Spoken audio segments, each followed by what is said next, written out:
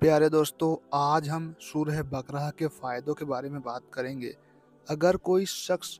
रोज़ाना इस दुआ को पढ़ ले या फिर सुन ले तो उसके घर में बेशुमार बरकत होती है। दोस्तों, सिर्फ इस दुआ को सुन लेने से ही तमाम बिगड़े काम बन जाते हैं। अगर आपको पढ़ना नहीं आता है तो इस वीडियो के ज़रिए आप सुन लो, क्योंकि दोस्तों जितना फ़ायदा पढ़ने वाले को होता है उतना ही सुनने वाले को भी होता है। आपके घर से तमाम परेशानियां ख़त्म हो जाएंगी, जादू टोना नज़र बद। और दोस्तों, इस दुआ को पढ़ने से या सुनने से आपके घर से शैतान भाग जाता है, आपके घर से जादू टोना ख़त्म हो जाता है। दोस्तों, सिर्फ सुन लो। आपके सामने ये वीडियो आई है, आपने अगर इसको इग्नोर कर दिए तो दोस्तों आपका ये नुकसान है, क्योंकि आपका ही नसीब ख़राब हो सकता है इस दुआ को इग्नोर करने से। अगर आपने इसको नहीं सुने तो आप अपने हाथों से अपना नसीब ख़राब कर लेंगे। तो इस दुआ को सुनिए और कमेंट में आमीन ज़रूर लिखिए। आइए दोस्तों, सुनते हैं अब। अऊज़ु बिल्लाहि मिनश शैतानिर रजीम। बिस्मिल्लाहिर रहमानिर रहीम। अलिफ लाम मीम। ज़ालिकल किताबु ला रैब फ़ीहि हुदल लिल मुत्तक़ीन अल्लज़ीना युमिनूना बिल ग़ैबि व युक़ीमूनस सलाता व मिम्मा रज़क़नाहुम युनफ़िक़ून والذين يؤمنون بما أنزل إليك وما أنزل من قبلك وبالآخرة هم يوقنون أولئك على هدى من ربهم وأولئك هم المفلحون إن الذين كفروا سواء عليهم أنذرتهم أم لم تنذرهم لا يؤمنون ختم الله على قلوبهم وعلى سمعهم وعلى أبصارهم غشاوة ولهم عذاب عظيم ومن الناس من يقول آمنا بالله واليوم الآخر وما هم بمؤمنين يخادعون الله والذين آمنوا وما يخدعون إلا أنفسهم وما يشعرون في قلوبهم مرض فزادهم الله مرضا ولهم عذاب عليم بما كانوا يكذبون وإذا قيل لهم لا تفسدوا في الأرض قالوا إنما نحن مصلحون ألا إنهم هم المفسدون ولكن لا يشعرون وإذا قيل لهم آمنوا كما آمن الناس قالوا نؤمن كما آمن السفهاء ألا إنهم السفهاء ولكن لا يعلمون وإذا لقوا الذين آمنوا قالوا آمنا وإذا خلوا إلى شياطينهم قالوا إنا معكم إنما نحن مستهزئون الله يستهزئ بهم ويمدهم في طغيانهم يعمهون أولئك الذين اشتروا الضلالة بالهدى فما ربحت تجارتهم وما كانوا مهتدين مثلهم كمثل الذي استوقد نارا فلما أضاءت ما حوله ذهب الله بنورهم وتركه في ظلمات لا يبصرون ثم بكم عمي فهم لا يرجعون أو كصيب من السماء في ظلمات ورعد وبرق يجعلون أصابعهم في آذانهم من الصواعق حذر الموت والله محيط بالكافرين يكاد البرق يخطف أبصارهم كلما أضاء لهم مشوا فيه وإذا أظلم عليهم قاموا ولو شاء الله لذهب بسمعهم وأبصارهم إن الله على كل شيء قدير يا أيها الناس اعبدوا ربكم الذي خلقكم والذين من قبلكم لعلكم تتقون الذي جعل لكم الأرض فراشا والسماء بناء وأنزل من السماء ماء فأخذ به من الثمرات رزقا لكم فلا تجعلوا لله أندادا وأنتم تعلمون وإن كنتم في ريب مما نزلنا على عبدنا فأتوا بسورة من مثله وادعوا شهداءكم من دون الله إن كنتم صادقين فإن لم تفعلوا ولن تفعلوا فاتقوا النار التي وقودها الناس والحجارة وعدت للكافرين وبشر الذين آمنوا وعملوا الصالحات أن لهم جنات تجري من تحتها الأنهار كلما رزقوا منها من ثمرة رزقا قالوا هذا الذي رزقنا من قبل وأتوا به متشابها ولهم فيها أزواج مطهرة وهم فيها خالدون إن الله لا يستحي أن يضرب مثلا ما بعوضة فما فوقها فأما الذين آمنوا فيعلمون أن الحق من ربهم وأما الذين كفروا فيقولون ماذا أراد الله بهذا مثلا يضل به كثيرا ويهدي به كثيرا وما يضل به إلا الفاسقين الذين ينقضون عهد الله من بعد ميثاقه ويقطعون ما أمر الله بأن يوصل يفسدون في الأرض أولئك هم الخاسرون كيف تكفرون بالله وأنتم أمواتا فأحياكم ثم يميتكم ثم يحييكم ثم إليه ترجعون هو الذي خلق لكم ما في الأرض جميعا ثم استوى إلى السماء فسواهن سبع سماوات وبكل شيء عليم وإذ قال ربك للملائكة إني جاعل في الأرض خليفة قالوا أتجعل فيها من يفسد فيها ويسفك الدماء ونحن نسبح بحمدك ونقدس لك قال إني أعلم ما لا تعلمون وعلم آدم الأسماء كلها ثم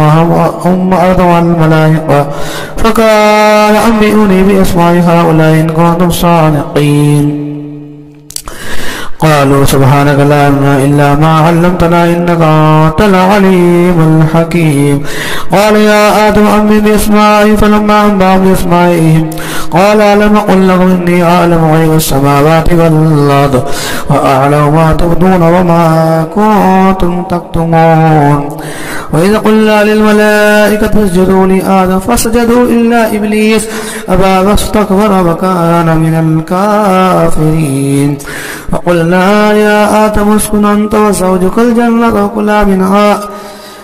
وكلا منها رغد حيث شئتما ولا تقربا هذه الشجرة فتكونا من الظالمين فأذلهم الشيطان عنها فخرجا مما كان فيه فقلنا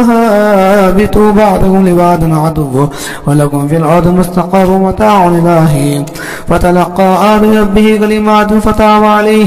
إنه هو التواب الرحيم قلنا اهبطوا منها جميعا فإما يأتينكم مني فمن تبع هداي فلا خوف عليهم ولا هم يحزنون والذين كفروا وكذبوا بآياتنا أولئك أصحاب النار هم فيها خالدون يا بني إسرائيل اذكروا نعمتي التي أنعمت عليكم وأوفوا بأهدي أوف بأهدكم وإياي فارحبون وآمنوا بما أنزلت مصدقا لما معكم ولا تكونوا أول كافر به ولا تشتروا بآياتي ثمنا قليلا وإياي فاتقون ولا تلبسوا الحق بالباطل وتكتموا الحق وأنتم تعلمون وأقيموا الصلاة وآتوا الزكاة واركعوا مع الراكعين أتأمرون الناس بالبر وتناصون أن تتلون الكتاب أفلا تعقلون واستعينوا بالصبر والصلاة وإنها لكبيرة إلا الخاشعين الذين يظنون أنهم ملاقو ربهم وأنهم إليه راجعون يا بني إسرائيل اذكروا نعمتي التي أنعمت عليكم وأني فضلتكم على العالمين واتقوا يوما لا تجزي نفس شيئا ولا يقبل منها شفاعة ولا يؤخذ منها عدل ولا هم ينصرون وإذ نجيناكم من آل فرعون يسومون سوء العذاب يذبحون أبناءكم ويستحيون نساءكم وفي ذلكم بلاء من ربكم عظيم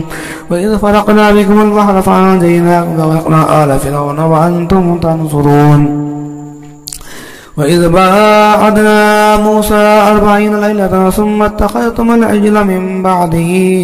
وأنتم ظالمون ثم عفونا عنكم من بعد ذلك لعلكم تشكرون وإذ آتينا موسى الكتاب والفرقان لعلكم تهتدون وإذ قال موسى لقومه يا قوم إنكم ظلمتم أنفسكم باتخاذكم العجل فتوبوا إلى بارئكم فاقتلوا أنفسكم ذلك خير لكم إن بارئكم فتاب عليكم إنه هو التواب الرحيم وإذ قلتم يا موسى لن نؤمن لك حتى نرى الله جهرة فأخذتكم الصاعقة وأنتم تنظرون ثم بعثناكم من بعد موتكم لعلكم تشكرون وظللنا عليكم الغمام وأنزلنا عليكم المن والسلوى كلوا من طيبات ما رزقناكم وما ظلمونا ولكن كانوا أنفسهم يظلمون وإذ قلنا ادخلوا هذه القرية فكلوا منها حيث شئتم رغدا وادخلوا الباب سجدا وقولوا حطة نغفر لكم خطاياكم وصناديد المحسنين فبدل الذين ظلموا قولا غير الذي قيل لهم فأرسلنا على الذين ظلموا رجزا من السماء ما كانوا يفسقون. وإذ استسقى موسى لقومه فقلنا اضرب بعصاك الحجر فانفجرت منه 12 عينا قد علم كل أناس مشربهم كلوا واشربوا من رزق الله ولا تعثوا في الأرض مفسدين. وإذ قلتم يا موسى لن نصبر على طعام واحد فادع لنا ربك يخرج لنا مما تنبت الأرض من بقلها وقصائها وفومها ونسيها وصلها قال تستبدلون الذي هو أدنى بالذي هو خير اهبطوا مصرا فإن لكم ما سألتم وضربت عليهم الذلة والمسكنة وباءوا بغضب من الله ذلك بأنهم كانوا يكفرون بآيات الله يقتلون النبيين بغير الحق ذلك بما عصوا وكانوا يعتدون. إن الذين آمنوا والذين هادوا والنصارى والصابين من آمن بالله واليوم الآخر وعمل صالحا فلهم أجر عند ربهم ولا خوف عليهم ولا هم يحزنون. وإذا أخذنا ميثاقهم ورفعنا فوقهم الطور خذوا ما آتينا بقوة واذكروا ما فيه لعلكم تتقون ثم توليتم من بعد ذلك فلولا فضل الله عليكم ورحمته لكنتم من الخاسرين. ولقد علمتم الذين اعتدوا منكم في السبت فقلنا لهم كونوا قردة خاسئين وجعلناها نكالا لما بين يديها وما خلفها موعظة للمتقين. وإذ قال موسى لقومه إن الله يأمركم أن تذبحوا بقرة قالوا وتتخذوا هزوا قال أعوذ بالله أن أكون من الجاهلين. قالوا ادع لنا ربك يبين لنا ما هي قال يقول إنها بقرة لا فارض ولا بكر عبان بين ذلك ففعلوا ما تؤمرون. قالوا ادع لنا ربك يبين لنا ما لونها قال إنه يقول إنها بقرة صفراء فاقع لونها تسر الناظرين. قالوا ادع لنا ربك يبين لنا ما هي إن البقرة تشابه علينا وإنا إن شاء الله لمهتدون. قال إنه يقول إنها بقرة لا ظل تصير الأرض ولا تسقي الحرث مسلمة لا شية فيها. قالوا الآن جئت بالحق فضربوها وما كانوا يفعلون. وإذ قتلتم نفسا فادارأتم فيها والله مخرج ما كنتم تكتمون. فقل الذي بعد كذلك يحيي الله الموتى ويريكم آياته لعلكم تعقلون. ثم قست قلوبكم من بعد ذلك فهي كالحجارة أو أشد قسوة وإن من الحجارة لما يتفجر منه الأنهار وإن منها لما يشقق فيخرج منه الماء وإن منها لما يحبط من خشية الله وما الله بغافل عما تعملون. أفتطمعون أن يؤمنوا لكم وقد كان فريق منهم يسمعون كلام الله ثم يعرفونه من بعد ما قالوه وهم يعلمون. وإذا لقوا الذين آمنوا قالوا آمنا إذا خلا بعض إلى بعض قالوا أتحدثونهم بما فتح الله عليكم ليحاجوكم عند ربكم أفلا تعقلون. أفلا يعلمون أن الله يعلم ما يسرون وما يعلنون ومنهم أمي ولا يعلم الكتاب إلا أماني وإنهم إلا يظنون. وويل للذين يكتبون الكتاب بأيديهم ثم يقولون هذا من الذين يشتروا به ثمنا قليلا وويل لهم مما كتبت أيديهم وويل لهم مما يكسبون. وقالوا لن تمسنا النار إلا أياما معدودة قل اتخذتم عند الله أحدا فلن يخلف الله عهده وأن تقولوا على الله ما لا تعلمون. بلى من كسب سيئة وحاط به خطيئته فلا أصحاب النار هم فيها خالدون. والذين آمنوا وعملوا الصالحات أولئك أصحاب الجنة هم فيها خالدون. وإذا أخذنا ميثاق بني إسرائيل لا تعبدون إلا الله وبالوالدين إحسانا وذي القربى واليتامى والمساكين وقولوا للناس وأقيموا الصلاة وآتوا الزكاة ثم توليتم إلا قليلا منكم وأنتم معرضون. وإذا أخذنا ميثاقهم لا تسفكون دماءكم ولا تخرجون أنفسكم من دياركم ثم أقررتم وأنتم تشهدون ثم أنتم هؤلاء تقتلون أنفسكم وتخرجون فريقا منكم من ديارهم تظاهرون عليهم بالإثم والعدوان وإن يأتوكم أسارى تفاتوا وحرمون عليهم إخراجهم أفتؤمنون ببعض الكتاب وتكفرون ببعض فما جزاء من يفعل ذلك منكم إلا خزي في الحياة الدنيا ويوم القيامة يردون إلى أشد العذاب وما الله بغافل عما تعملون أولئك الذين اشتروا الحياة الدنيا بالآخرة ولا يخفف عنهم العذاب ولا هم ينصرون ولقد آتينا موسى الكتاب وقفينا من بعده بالرسل وآتينا عيسى ابن مريم البينات وأيدناه بروح القدس أفكلما جاءكم رسول بما لا تعبى أنفسكم استكبرتم ففريقا كذبتم وفريقا تقتلون فقالوا قلوبنا غلف ولعنهم الله بكفر فقليلا ما يؤمنون ولما جاءهم كتاب من الله مصدق لما معهم فكانوا من قبل يستفتون الذين كفروا فلما جاءهم ما عرفوا كفروا به ولعنة الله على الكافرين بئس ما اشتروا به أنفسهم أن يكفروا ما أنزل الله بغيا أن ينزل الله من فضله على من يشاء من عباده فباءوا بغضب على غضب للكافرين عذاب مهين وإذا قيل لهم آمنوا بما أنزل الله قالوا لما أنزل علينا يكفرون بما وراءه وهو الحق مصدقا لما معهم قد قل فلم تقتلون أنبياء الله من قبل إن كنتم مؤمنين ولقد جاءكم موسى بالبينات ثم تقولون إلى من بعده وأنتم ظالمون وإذا أخذنا ميثاقهم ورفعنا فوقهم الطور خذوا ما آتينا قوة واسمعوا قالوا سمعنا وعصينا واشربوا في قلوبهم بكفرهم قل بئس ما يأمركم به إيمانكم إن كنتم مؤمنين قل إن كان لكم الدار الآخرة عند الله خالصة من دون الناس فتمنوا الموت إن كنتم صادقين ولن يتمنوه أبدا بما قدمت أيديهم والله عليم بالظالمين ولا تجدنهم أحسن الناس على حياء ومن الذين أشركوا يود أحد لن يعمر ألف سنة وما هو بمزحزح من العذاب أن يعمر والله بصير بما يعملون قل من كان عدوا لجبريل فإنه نزل على قلبك بإذن الله مصدقا لما بين يديه وهدى وبشرى للمؤمنين من كان عدوا لله وملائكته ورسله وجبريل وميكال وإن الله عدو للكافرين ولقد أنزلنا إليك آيات بينات وما يكفر بها إلا الفاسقون وكلما عادوا عهدا نبذوه فريق منهم بل أكثرهم لا يؤمنون ولما جاءهم رسول من عند الله مصدق لما معه نبذ فريق من الذين أوتوا كتاب الله فراغه إن كانوا لا يعلمون واتبعوا ما تتلو الشياطين على ملك سليمان وما كفر سليمان ولكن الشياطين كفروا يعلمون الناس السحر وما أنزل على الملك ببابل هاروت وماروت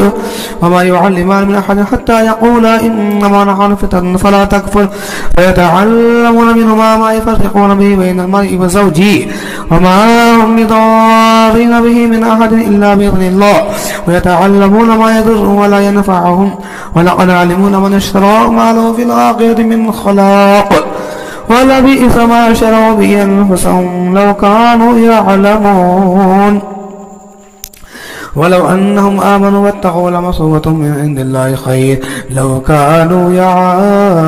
يعلمون يا أيها الذين آمنوا لا تقولوا رائنا وقولوا انظرنا واسمعوا وللكافرين عذاب عليم ما يود الذين كفروا من أهل الكتاب والمشركين أن ينزل عليكم من خيركم من ربكم والله يختص برحمته من يشاء والله ذو الفضل العظيم ما ننسخ من آية ننسها خير منها مثلها ألم تعلم أن الله على كل شيء قدير ألم تعلم أن الله له ملك السماوات والأرض وما لكم من دون الله ولي ولا نصير أم تريدون أن تسألوا رسولكم كما سئل موسى من قبل ومن يتبدل الكفر بالإيمان فقد ضل سواء السبيل ود كثير من أهل الكتاب لا يردونكم من بعد إيمانكم كفارا حسدا من عند المسلمين بعد ما تبين لهم الحق فاعفوا واصفحوا حتى يأتي الله بأمره إن الله على كل شيء قدير وأقيموا الصلاة وآتوا الزكاة وما تقدموا لأنفسكم من خير تجدوه عند الله إن الله ما تعملون بصير وقالوا لن يدخل الجنة إلا من كان هودا أو نصارى تلك أماني قل هاتوا برهانكم إن كنتم صادقين بلى من أسلم وجهه لله وأحسن فله أجر عند ربي ولا خوف عليهم ولا هم يحزنون وقالت اليهود ليست النصارى على شيء وقالت النصارى اليهود على شيء وهم يتلون الكتاب كذلك قال الذين لا يعلمون مثل قولهم فالله يحكم بينهم يوم القيامة فيما كانوا فيه يختلفون ومن أظلم ممن منع مساجد أن يذكر فيه اسمه وسعى في خرابها أولئك ما كانوا أن يدخلوها إلا خائفين لهم في الدنيا خزي ولهم في الآخرة عذاب عظيم ولله المشرق والمغرب فأينما تولوا فسوجه الله إن الله واسع عليم قال اتخذ الله ولدا سبحانه وله ما في السماوات والأرض كل له قانتون بديع السماوات والأرض وإذا قضى أمرا فإنما يقوله كن فيقول وقال الذين لا يعلمون لولا يكلمون الله تأتينا آية كذلك قال الذين من قبل مثل قولهم تشابهت قلوبهم قد بينا الآيات لقوم يوقنون إنا أرسلناك شاهدا مبشرا ونظيرا ولا تسأل عن أصحاب الجحيم ولا ترضى عنك اليهود ولا النصارى حتى تتبع ملتهم قل إن هدى الله والهدى ولئن اتبعت هواهم بعد الذي جاءك من العلم ما لك من الله من ولي ولا نصير الذين آتيهم يتلون حق تلاوته أولئك يؤمنون به ومن يكفر به فأولئك هم الخاسرون يا بني إسرائيل اذكروا نعمتي التي أنعمت عليكم وأني فضلتكم على العالمين واتقوا يوما لا تجزي نفس نفس شيئا ولا يقول منها عدل ولا تنفع شفاعة ولا هم ينصرون وإذ ابتلى إبراهيم بكلمات فأتمهن قال إني جاعلك للناس إماما قال من ذريتي لا ينال أحد الظالمين وإذ جعلنا البيت مثلا ضمنا لاتخذ مقام إبراهيم مصلى وعيدنا إلى إبراهيم وإسماعيل أن طهر بيت للطائفين والعاكفين والركع السجود وإذ قال إبراهيم رب اجعل هذا بلدا آمنا وارزق أهله من الثمرات من آمن منهم بالله واليوم الآخر قال آمن كفر فأمته قليلا ثم اعتذر إلى عذاب النار وبئس المصير وإذ يرفع إبراهيم القواعد من بيت إسماعيل ربنا تقبل منا إنك أنت السميع العليم ربنا واجعلنا مسلمين لك ومن ذريتنا أمة مسلمة لك وارنا مناسكنا وتب علينا إنك أنت التواب الرحيم ربنا وبعث فيهم رسولا يتلو عليهم آياتك ويعلمهم الكتاب والحكمة ويزكيهم إنك أنت العزيز الحكيم ومن يرغب عن ملة إبراهيم إلا من سفي نفسه ولقد اصطفيناه في الدنيا وإنه في الآخرة لمن الصالحين إذ قال له ربه أسلم قال أسلمت لرب العالمين وبصى بها إبراهيم ويعقوب يا بني إن الله اصطفى لكم الدين فلا تموتن إلا وأنتم مسلمون أم كنتم شهداء إذ حضر يعقوب الموت إذ قال لبنيه ما تعبدون من بعدي قالوا نعبد إله آبائك إبراهيم إسماعيل وإسحاق إلها واحدا ونحن له مسلمون تلك أمة قد خلت لها ما كسبت لكم ما كسبتم ولا تسألون عما كانوا يعملون وقالوا كونوا هودا وصاة قل بل ملة إبراهيم حنيفا وما كان من المشركين قولوا آمنا بالله وما أنزل إليه وما أنزل إليه إلى إبراهيم وإسماعيل وإسحاق ويعقوب والأسباط وما أوتي موسى وعيسى وما أوتي النبيون من ربهم لا نفرق بين أحد منهم ونحن له مسلمون فإن آمنوا مثل ما آمنتم به فقد اهتدوا وإن تولوا فإنهم في شقاق فسيكفيكهم الله السميع العليم صبغة الله ونحن أحسن من الله صبغة ونحن له عابدون ولا تحاجوننا في الله وربنا وربكم لنا أعمالنا ولكم أعمالكم ونحن له مخلصون أم تقولون إن إبراهيم وإسماعيل وإسحاق ويعقوب والأسباط كانوا هودا أو نصارى قل أأنتم أعلم أم الله ومن أدرى ممن كتم شهادة عنده من الله وما الله بغافل عما تعملون تلك أمة قد خلت لها ما كسبت ولكم ما كسبتم ولا تسألون عما كانوا يعملون سيقول السفهاء من الناس ما والله عن قبلتهم التي كانوا عليها قل لله المشرق والمغرب يهدي من يشاء إلى صراط مستقيم وكذلك جعلناكم أمة وسطا لتكونوا شهداء على الناس ويكون الرسول عليكم شهيدا وما جعلنا القبلة التي كنت عليها إلا لنعلم من يتبع الرسول ممن ينقلب على عقبيه وإن كانت لكبيرة إلا على الذين هدى الله وما كان الله ليضيع إيمانكم إن الله بالناس لرؤوف رحيم قد نرى تقلب وجهك في السماء فلنولين قبلة ترضاها وول وجهك شطر المسجد الحرام وحيثما كنتم فولوا وجوهكم شطرا وإن الذين أوتوا الكتاب ليعلمون أن الحق من ربهم وما الله بغافل عما يعملون ولئن أتيت الذين أوتوا الكتاب بكل آية ما تبعوا قبلتك وما تبتابع قبلة وما بعدهم بتابع قبلة بعد ولئن اتبعت أهواءهم من بعد ما جاءك من العلم إنك إذا لمن الظالمين الذين آتيناهم الكتاب يعرفونه كما يعرفون أبناءهم وإن فريقا منهم ليكتمون الحق وهم يعلمون الحق من ربك فتكون ولا تكونن من الممترين ولكل وجهة وولي فاستبقوا الخيرات أينما تكونوا يأتي بكم الله جميعا إن الله على كل شيء قدير ومن حيث خرجت فول وجهك شطر المسجد الحرام وإنه للحق من ربك وما الله بغافل عما تعملون ومن حيث خرج فولوا وجهك شطر المسجد الحرام وحيثما كنتم فولوا وجوهكم شطرا لئلا يكون الناس عليكم حجة إلا الذين ظلموا منهم فلا تخشوني وليتم نعمتي عليكم ولعلكم تهتدون كما أرسلنا في رسولا منكم يتلو عليكم آياتنا ويزكيكم ويعلمكم الكتاب والحكمة ويعلمكم ما لم تكونوا تعلمون فاذكروني أذكركم واشكروا لي ولا تكفرون يا أيها الذين آمنوا استعينوا بالصبر والصلاة وإن الله مع الصابرين ولا تقولوا لمن يقتل في سبيل الله أموات بل أحياء ولكن لا تشعرون ولنبلونكم بشيء من الخوف والجوع ونقص من الأموال والأنفس والثمرات وبشر الصابرين الذين إذا أصابتهم مصيبة قالوا إنا لله وإنا إليه راجعون أولئك عليهم صلوات من ربهم ورحمة وأولئك هم المهتدون إن الصفا والمروة من شعائر الله فمن حج البيت بإتمر فلا جناح عليه أن يطوف بهما ومن تطوع خيرا فإن الله شاكر عليم إن الذين يكتمون ما أنزلنا من البينات والهدى من بعد ما بيناه للناس في الكتاب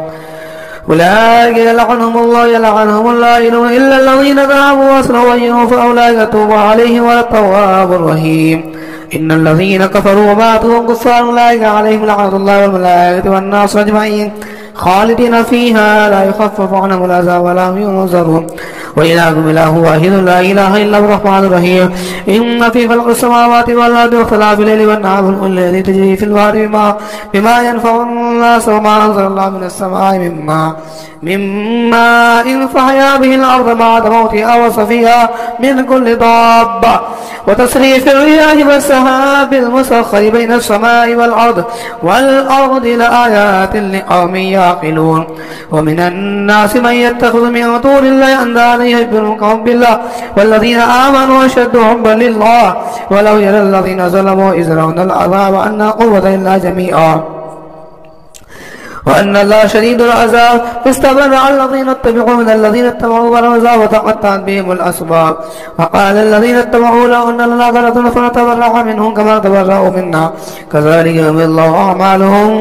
كذلك يريهم الله أعمالهم حسرات عليهم وما هم بخارجين من النار يا أيها الناس كلوا مما في الأرض حلالا طيبا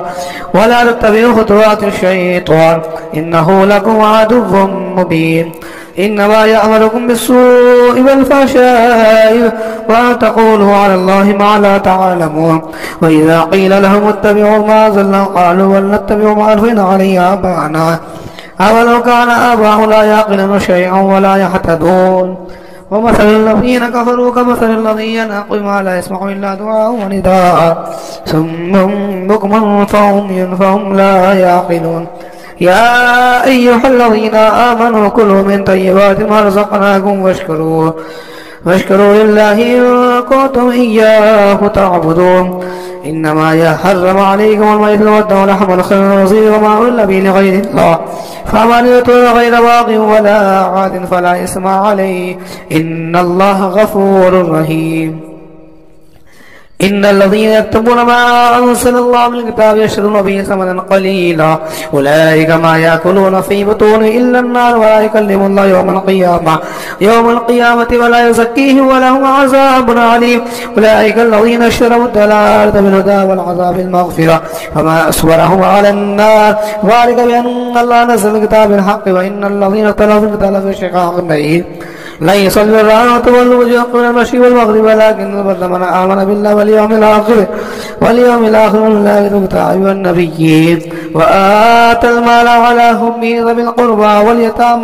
واليتامى والمساكين وابن السبيل والسائلين وفي الرقاب وقاموا الصلاة وآتوا الزكاة والموفون بعهدهم إذا عاهدوا والصابرين في البأساء والضراء وحين البعث أولئك الذين صدقوا وأولئك هم المتقون يا أيها الذين آمنوا كتب عليكم القصاص في القتلى الحر بالحر والعبد بالعبد والأنثى بالأنثى فمن عفي له من أخيه شيء فاتباع بالمعروف وآداء إليه بإحسان ذلك تخفيف من ربكم ورحمة فمن اعتدى بعد ذلك فله عذاب عليم ولكم في القصاص حياة يا أولي الألباب لعلكم تتقون كتب عليكم إذا حضر أحد الموت إن تأخذ وصية للوالدين بالمعروف حقا على المتقين فمن بدله بعد ما سمعه فإنما اسمه على الذين يبدلونه إن الله سميع عليم فمن خاف من موص جنفا أو إثما فلا إثم عليه إن الله غفور رحيم يا أيها الذين آمنوا كتب عليكم الصيام كما كتب على الذين من قبلكم لعلكم تتقون أياما معدودات فمن كان منكم مريضا أو على سفر فعدة من أيام أخرى وللذين يطيقون فدية طعام مسكين فمن تطوع خيرا فهو خير الله وأن تصوموا خير لكم إن كنتم تعلمون شهر رمضان الذي أنزل فيه القرآن هدى للناس وبينات من الهدى والفرقان فمن شهد منكم الشهر فليصمه ومن كان مريضا أو على سفر فعدة من أيام أخرى يريد الله بكم اليسر ولا يريد بكم العسر ولتكملوا العدة ولتكبروا الله على ما هداكم ولعلكم تشكرون وإذا سألك عبادي عني فإني قريب أجيب دعوة الداعي إذا دعان فليستجيبوا لي وليؤمنوا بي لعلهم يرشدون أحل لكم ليلة الصيام الرفث إلى نسائكم هن لباس لكم وأنتم لباس لكم وأنتم لباس لهن علم الله أنكم كنتم تختارون وسوف تاب عليكم وعفى عنكم فالآن باشروهن وابتغوا ما كتب الله لكم وكلوا واشربوا حتى يتبين لكم الخيط الأبيض من الخيط الأسود من الفجر ثم أتموا الصيام إلى الليل ولا تباشروهن وأنتم عاكفون في المساجد تلك حدود الله ولا تقربوها كذلك يبين الله آياته للناس لعلهم يتقون ولا تأكلوا أموالكم بينكم بالباطل وتدلوا بها الحكام تأكل فريقا من أموال الناس بالإثم وأنتم تعلمون يسألونك عن الأهلة قل هي مواقيت للناس والحج وليس البر أن تأتوا البيوت من ظهورها ولكن البر من اتقى وآتوا البيوت من أبوابها واتقوا الله لعلكم تفلحون وقاتلوا في سبيل الله الذين يقاتلونكم ولا تعتدوا إن الله لا يحب المعتدين واقتلوهم حيث ثقفتم واخرجوهم من حيث اخرجوكم والفتنة أشد من القتل ولا تقاتلوهم عند المسجد الحرام حتى يقاتلوكم فيه فإن قاتلوكم فاقتلوهم كذلك جزاء الكافرين فإن انتهوا فإن الله غفور رحيم فقاتلوا حتى لا تكون فتنة ويكون الدين لله فإن انتهوا فلا عدوان إلا على الظالمين. الشهر الحرام والحرمات قصاص فمن اعتدى عليكم فاعتدوا بمثل ما اعتدى عليه واتقوا الله واعلموا ان الله مع المتقين وانفقوا في سبيل الله ولا تلقوا بأيديكم الى التهلكة وأحسنوا إن الله يحب المحسنين وأتموا الحج والعمرة لله فإن وسعتم فما استيسر من الحديث ولا تحلقوا رؤوسكم حتى يبلغ الحديث محله فمن كان منكم مريضا أو به أذى من رأسه ففدية من صيام أو صدقة أو نسك فإذا أمنتم فمن تمتع بالأمر الحج فما استيسر من الحديث فمن لم يجد فصيام 3 أيام في الحج و7 إذا رجعتم تلك 10 كاملة ذلك لمن لم يكن أهل حاضر المسجد واتقوا الله واعلموا أن الله شديد العقاب. الحج أشهر معلومات فمن فرض فيهن الحج فلا رفث ولا فسوق ولا جدال في الحج وما تفعلوا من خير يعلمه الله وتزودوا فإن خير الزاد التقوى واتقون يا أولي الألباب. ليس عليكم جناح أن تبتغوا فضلا من ربكم فإذا أفضتم من عرفات فاذكروا الله عند المشعر واذكروا كما هداكم وإن كنتم من قبل لمن الضالين ثم أفيضوا من أفاض الناس واستغفر الله إن الله غفور رحيم. فإذا علمتم مناسككم فاذكروا الله كذكركم آباءكم وأشد ذكرا ومن الناس من يقول ربنا آتنا في الدنيا وما له في الآخرة من خلاق ومنهم من يقول ربنا آتنا في الدنيا حسنة وفي الآخرة حسنة وقنا عذاب النار أولئك لهم نصيب مما كسبوا والله سريع الحساب.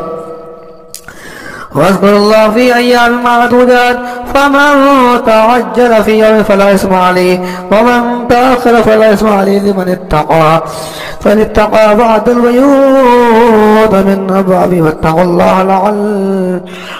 الله فمن اتقى في يوم فلا إثم عليه ومن تأخر فلا إثم عليه لمن اتقى واتقوا الله واعلموا أنكم إليه تحشرون. ومن الناس من يعجل قوله في الحياة الدنيا ويشهد الله على ما في قلبه وهو علد الخصام وإذا تولى سعى في الأرض ليفسد فيها ويهلك الحرث والنسل والله لا يحب الفساد. وإذا قيل له اتق الله خير الرزق فيصرف فحسبه جهنم ولبئس المهاد. ومن الناس من يشري نفسه ابتغاء مرضات الله والله رؤوف بالعباد. يا أيها الذين آمنوا ادخلوا في السلم كافة ولا تتبعوا خطوات الشيطان إنه لكم عدو مبين فإن زلت من بعد ما جاءكم فاعلموا أن الله عزيز حكيم. هل ينظرون إلا أن يأتوا الله في ظلل من الغمام والملائكة وقضي الأمر وإلى الله ترجع الأمور. صل بني إسرائيل كما آتينا من آية بينة ومن يبدل نعمة الله من بعد ما جاءت فإن الله شديد العقاب. زين للذين كفروا الحياة الدنيا واسخروا من الذين آمنوا والذين اتقوا فوقهم يوم القيامة والله يرزق من يشاء بغير حساب. كان الناس أمة واحدة فبعث الله النبيين مبشرين ومنذرين وأنزل معهم الكتاب الحق ليحكم بين الناس فيما اختلفوا فيه وما اختلف فيه الذين أوتوا من بعد ما جاءتهم بغيا بينهم فهدى الله الذين آمنوا لما اختلفوا فيه من الحق بإذنه والله يهدي من يشاء إلى صراط مستقيم. أم حصبتم أن تدخلوا الجنة ولما يأتكم مثل الذين خلوا من قبلكم مستهم البأساء والضراء وزلزلوا حتى يقول الرسول والذين آمنوا معه متى نصر الله ألا إن نصر الله قريب. يسألونك ماذا ينفقون قل ما أنفقتم من خير فللوالدين والأقربين واليتامى والمساكين والمساكين وابن السبيل وما تفعلوا من خير فإن الله به عليم. كتب عليكم القتال وكره لكم وعسى أن تكرهوا شيئا وهو خير لكم وعسى أن تحبوا شيئا وهو شر لكم والله يعلم وأنتم لا تعلمون. يسألونك عن الشهر عن قتال فيه قل قتال فيه كبير وصد عن سبيل الله كفر به والمسيح وإخراج أهل منه أكبر عند الله والفتنة أكبر من القتل ولا يزال يقاتلونكم حتى يردوكم عن دينكم إن استطاعوا ومن يرتد منكم عن دينه فيمت وهو كافر ولا يحبط أعماله في الدنيا والآخرة أولئك أصحاب النار هم فيها خالدون. إن الذين آمنوا والذين هاجروا وجاهدوا في سبيل الله أولئك يرجون رحمة الله والله غفور رحيم. يسألونك عن الخمر والميسر قل فيهما اسم كبير ونافع للناس وإثمهما أكبر من نفعهما ويسألونك ماذا ينفقون قل العفو كذلك يبين الله لكم الآيات لعلكم تتفكرون في الدنيا والآخرة. ويسألونك عن اليتامى قل إصلاح لهم خير وإن تخالطوهم فإخوانكم والله يعلم من المسلم ولو شاء الله لعنتكم إن الله عزيز حكيم. ولا تنكحوا المشركات حتى يؤمن ولأمة مؤمنة خير من مشركة ولو أعجبتكم ولا تنكحوا المشركين حتى يؤمنوا ولا أمة خير من مشرك ولو أعجبكم أولئك يدخلون النار والله يدخل الجنة والمغفرة بإذنه ويبين آيات الناس لعلهم يتذكرون. ويسألونك عن المحيض قل وأطفال النساء في المحيض ولا تقربوهن حتى يطهرن فإذا تطهرن فآتوهن من أمركم الله نساء إن الله يحب التوابين ويحب المتطهرين. نساؤكم حرص لكم فأتوا حرثكم أن شئتم فقدموا لنفسكم واتقوا الله واعلموا أنهم ملاقوه وبشر المؤمنين. ولا تجعلوا وفدا لأيمانكم تتقوا تسلكوا إلى النار والله سميع عليم. لا يؤاخذكم الله باللغو في أيمانكم ولكن يؤاخذكم بما قصدت قلوبكم والله غفور حليم. للذين يؤلون من نسائهم تربص 4 أشهر فإن فاءوا فإن الله غفور رحيم. وإن عزموا الطلاق فإن الله سميع عليم. والمطلقات تربصن بأنفسهن 3 قروء ولا يحل لهن أن يكتمن ما خلق الله في أرحامهن إن كن يؤمن بالله واليوم الآخر وبعولتهن أقوى في ذلك عدو إصلاحا ولهن مثل عليهن بالمعروف وللرجال عليهن درجة والله عزيز حكيم. الطلاق مرتان فإمساك بمعروف بإحسان ولا يحل لكم أن تأخذوا مما آتيتموهن شيئا إلا يخاف ألا يقيم حدود الله فإن خفتم ألا يقيم حدود الله فلا جناح عليهما في حدود الله فلا تعتدوها ومن يتعد حدود الله فأولئك هم الظالمون. فإن طلقها فلا تحل له حتى تنكح زوجا غيره فإن طلقها فلا جناح عليهما أن يتراجعا إن يقيم حدود الله وتلك حدود الله يبينها لقوم يعلمون. وإذا طلقتم النساء فبلغن أجلهن فأمسكوهن بمعروف أو سرحوهن بالمعروف ولا تمسكوهن ضرارا لتعظموا من يفعل ذلك فقد ظلم نفسه ولا تتخذوا آيات الله هزوا واذكروا نعمة الله عليكم وعظموا وتعاونوا على الكتاب والحكمة يعظكم به واتقوا الله واعلموا أن الله بكل شيء عليم. وإذا طلقتم النساء فبلغن أجلهن فلا تعضلوهن أن ينكحن أزواجهن إذا تراضوا بينهم بالمعروف ذلك يوعظ به من كان منكم يؤمن بالله واليوم الآخر ذلك أزكى لكم وأطهر والله يعلم وأنتم لا تعلمون. والوالدات يرضعن أولادهن حولين كاملين من أراد أن يتم الرضاعة والمولود لو يسقون كسوتهن بالمعروف لا تكلف نفس إلا وسعها لا تضار والدة بوالدها ولا مولود له بولده وعلى الوالد مثل ذلك فإن أرادا فصالا تراض من التشاور فلا جناح عليهما وإن أردتم تستأذنوا الله فلا جناح عليكم إذا سلمتم وآتيتم بالمعروف واتقوا الله واعلموا أن الله بما تعملون بصير. والذين يتوفون ويذرون أزواجا يتربصن بأنفسهن 4 أشهر وعشرا فإذا بلغن أجلهن فلا جناح عليكم فيما فعلن في أنفسهن بالمعروف والله بما تعملون خبير. ولا جناح عليكم فيما عرضتم به من خطبة النساء يقنن في أنفسكم علم الله أنكم ستذكرون وليكن الله توعدون إلا أن تقولوا قولا معروفا ولا تعزموا عقدة حتى المتعب وعجلة واعلموا أن الله يعلم ما في أنفسكم فاعذروا واعلموا أن الله غفور حليم. لا جناح عليكم إن طلقتم النساء ولم تمسون أو تفرضوا لهن فريضة ومتعوهن على الموسع قدر والمقتدر قدر ومتاعا بالمال حقا للمحسنين فإن طلقتموهن من قبل أن تمسوهن قد فرضتم لهن فريضة فنصف ما فرضتم إلا أن يعفون أو يعفو الذي بيده عقدة النكاح وأن تعفوا عقدة التقوى ولا تنصبوا الفضل بينكم إن الله بما تعملون بصير. حافظوا على الصلوات والصلاة الوسطى وقوموا لله قانتين فإن خفتم فرجالا أو ركبانا فإذا أمنتم فاذكروا كما علمكم تعلمون. والذين يتوفون يذرون أزواجا وصية لأزواجهم متاعا إلى الحول غير إخراج فإن خرجنا فلا جناح عليكم فيما فعلن في مثلن من معروف والله عزيز حكيم. وللمطلقات متاع بالمعروف حقا على المتقين كذلك يبين الله لكم آياته لعلكم تعقلون. ألم تر الذين خرجوا من ديارهم على الحزن الموت فقال لهم الله موتوا ثم أحيانا لا نزفنا الناس ولكن أكثر الناس لا يشكرون. فقاتلوا في سبيل الله واعلموا أن الله سميع عليم. من ذا الذي يقول الله قرضا حسنا فيضاعف له أضعافا كثيرا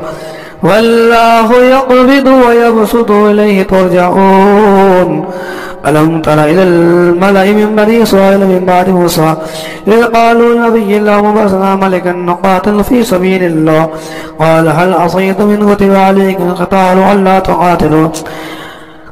قالوا ما لنا إلا نقاتل في سبيل الله وقد أخرجنا من ديارنا وأبنائنا فلما كتب عليهم القتال تولوا إلا قليلا منهم والله عليم بالظالمين. فقال لهم نبي إن الله قد بعث لهم طالوت ملكا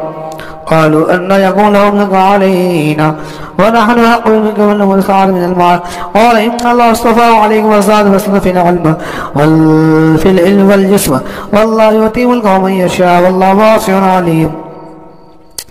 فقال له نبي إن آية من آياتكم واتعوا في سكينة ما ففي حقيقة من ربكم وبقية مما ترك آل موسى وآل هارون وتحمل الملائكة إن في ذلك لآية لكم إن كنتم مؤمنين. فلما فصلت الأرض بالجنود قال إن الله طليق من خلق فمن شرب منه فليس مني ولم يطعم إنه مني إلا من ترك فمن فشرب منه إلا قليلا منه. فلما جاوزه والذين آمنوا معه قالوا لا طاقة لنا بجانب جنوده قال الذين يظنون ملاك الله كم من فئة قليلة غلبت فئة كثيرة بإذن الله والله مع الصابرين. ولما مرزوا جنوده قالوا ربنا أفرغ علينا صبرا وثبت أقدامنا وانصرنا على القوم الكافرين فهزموا بإذن الله وقتل داود جالوت وآتاه الله الملك والحكمة وعلمه ما يشاء ولولا دفع الله الناس بعضهم ببعض لفسدت الأرض ولكن لا يفعل العالمين. تلك آيات تدل بالحق إنك من المرسلين تلك فضلنا بعضهم على بعض منهم كلم الله ورفع بعض الدرجات وآتينا عيسى ومن أيدناه بالقدس ولو شاء الله مطر الذين بعد ما جاءت بينات والله من اختلفوا فمنهم من آمن ومنهم كفر ولو شاء الله مطر ولكن الله يفعل ما يريد. يا أيها الذين آمنوا أنفقوا مما رزقناكم من قبل أن يأتي يوم لا بيع فيه ولا خلة ولا شفاعة والكافرون هم الظالمون. الله لا إله إلا هو الحي القيوم لا تأخذه سنة ولا نوم له ما في السماوات وما في الأرض من ذا الذي يشفع عنده إلا بإذنه يعلم ما بين أيديهم وما خلفهم ولا يحيطون بشيء من علمه إلا بما شاء وسع كرسيه السماوات والأرض ولا يؤوده حفظهما وهو العلي العظيم. لا إكراه في الدين قد تبين الرشد من الغي من يكفر بالطاغوت ويؤمن بالله وقد استمسك بالقربة الوثقى لا انفصام لها والله سميع عليم. الله ولي الذين آمنوا يخرجون من الظلمات إلى النور والذين كفروا أولياءهم الطاغوت يخرجون من النور إلى الظلمات أولئك أصحاب النار هم فيها خالدون. ألم تر إلى الذين آتى إبراهيم في ربنا آتاه الله الملك إذ قال يا ربي الذي يحيي ويميت قال أنا أحيي وأميت قال إبراهيم فإن الله يأتي بالشمس من المشرق فأت بها من المغرب فبهت الذي كفر والله لا يهدي القوم الظالمين أو كالذي مر على قرية وهي خاوية على عروشها قال أنى يحيي هذه إلا بعد موتها فأماته الله 100 عام ثم بعث قال كم لبثت قال لبثت يوما أو بعد يوم قال بل لبثت 100 عام فانظر إلى طعامك وشرابك لا تسنى وانظر إلى حمارك وإن جعلك آية للناس وانظر إلى العظام كيف ننشزها ثم نكسوها لحما فلما تبين له قال أعلم أن الله على كل شيء قدير وإذ قال إبراهيم ربي أرني كيف تحيي الموتى قال أولم تؤمن قال بلى ولكن ليطمئن قلبي قال فخذ 4 من الطير فصرنا إليك ثم اجعل على كل جبل منهن جزعا ثم يأتينك صاعا واعلم أن الله عزيز حكيم مثل الذين ينفقون أموالهم في سبيل الله كمثل حبة أنبتت 7 سنابل في كل سنبلة 100 حبة والله يضاعف لمن يشاء والله واسع عليم الذين ينفقون أموالهم في سبيل الله ثم لا يتبعون ما أنفقوا منا ولا أجل لهم أجر عند ربي ولا خوف عليهم ولا هم يحزنون قول معروف مغفرة خير من صدقة يتوضأ والله غفور غني حليم يا أيها الذين آمنوا لا تبطلوا صدقات بالمن والأذى كالذي ينفق ماله رياء الناس ولا يؤمن بالله واليوم الآخر فمثله كمثل صفوان تراب أصابه تراب صلدا لا يقدرون على شيء مما كسبوا والله لا يهدي القوم الكافرين ومثل الذين ينفقون أموالهم وابتغاء مرضات الله تثبيتا من أنفسهم كمثل جنة بربوة أصابها الفاتحة كلها فإن لم يصبها وابل فتل والله بما تعملون بصير أيود أحدكم أن تكون له جنة من نخيل وأعناب تجري من تحتها الأنهار له فيها من كل الثمرات وأصاب الكبر له ذرية ضعفاء وأصابها إيسار في نار فاحترقت كذلك يبين الله لكم الآيات لعلكم تتفكرون يا أيها الذين آمنوا أنفقوا من طيبات ما كسبتم ما أخذنا لكم من الأرض ولا تيمموا الخبيث منه تنفقون لستم بآخذين إلا أن تغمضوا فيه واعلموا أن الله غني حميد الشيطان يعدكم فقرا يأمركم بالفحشاء والله يعدكم مغفرة من فضله والله واسع عليم يؤتي الحكمة من يشاء ومن يؤتي الفقر يؤتي خيرا كثيرا وما يذكر إلا أولو الألباب وما أنفقتم من نفقة أو نذرتم من نذر فإن الله يعلمه وما للظالمين من أنصار إن تبدوا الصدقات فنعم ما هي وقل إن تخفوها أو تؤتوا الفقراء خير لكم وإن يكفر عنكم منكم سيئاتكم والله ما تعملون خبير ليس عليك وتوبة ولكن الله يهدي من يشاء وما تنفقوا من خير فلنفسكم وما تنفقوا إلا ابتغاء وجه الله وما تنفقوا من خير فيوفى إليكم وأنتم لا تظلمون للفقراء الذين أرسلوا في سبيل الله لا يستطيعون دعوة في الأرض يحسبهم الجاهل الأغنياء من التعفف تعرف بسيماهم لا يصلون الناس إلا حافا وما تنفقوا من خير فإن الله به عليم الذين ينفقون أموالهم بالليل والنهار سرا وعلانية فلهم أجر عند ربهم ولا خوف عليهم ولا هم يحزنون الذين يأكلون الربا لا يقومون إلا كما يقوم الذي يتخبطه الشيطان من المس ذلك بأنهم قالوا إنما البيع مثل الربا وحل الله البيع وحرم الربا ومن جاء موعظة من ربه فانتهى فله ما سلف وأمره إلى الله ومن عاد فلا يسعى النار هم فيها خالدون يمحق الله الربا بالصدقات والله لا يحب كل كفار عصيم إن الذين آمنوا بالصالحات وأقاموا الصلاة وآتوا الزكاة وأجروا عند ربهم ولا خوف عليهم ولا هم يحزنون يا أيها الذين آمنوا اتقوا الله وذروا ما بقي من الربا إن كنتم مؤمنين فإن لم تفعلوا فأذنوا بحرب من الله ورسوله وإن تبتم فلكم رؤوس أموالكم لا تظلمون ولا تظلمون وإن كان ذو فنزل إلى ميسرة وأن استدلوا خير لكم إن كنتم تعلمون واتقوا يوما ترجعون فيه إلى الله ثم توفى كل نفس ما كسبت لا يظلمون يا أيها الذين آمنوا إذا تداينتم من إلى أجل مسمى فاكتبوه وليكتب بينكم كاتب بالعدل ولا يأب كاتب أن يكتب كما علم الله فليكتب وليملل الذي عليه حقه ويتق الله ربه ولا يبخس منه شيئا إن كان الذي عليه الحق سفينا وضعيفا ولا يستطيع فليملل بالعدل واستشهدوا شهيدين من رجالكم فإن لم يكونا رجلين فرجل وامرأة ممن ترضى من الشهداء إن تضل إحداهما فتذكر إحداهما الأخرى ولا يعلم الشهداء إذا ماتوا ولا تحسبوا أن تتقوا صغيرا أو كبيرا إلى أجله ذلك عند الله يقول الشهادة أدنى ألا تعتذر إلا أن تكون رجال تهاتف عليه هذا تدرنا وإنه فليس علينا ألا تهوى وأشهدوا ذات وإذا تبع آياته ولا داركات ولا شهيد وإن تفعلوا فإنه فسوق بكم واتقوا الله ويعلمكم الله والله بكل شيء عليم وإن كنتم على سفر وتجدوا كاتبا فرهان مقبوضا فإن أمن بعضكم بعض فليؤدوا الذي أمانته تؤمن أمانته وليتقوا الله ربه ولا يكتم الشهر ويكتم عاصم قلبه فإنه عاصم قلبه والله ما تعملون لله ما في السماوات وما في الأرض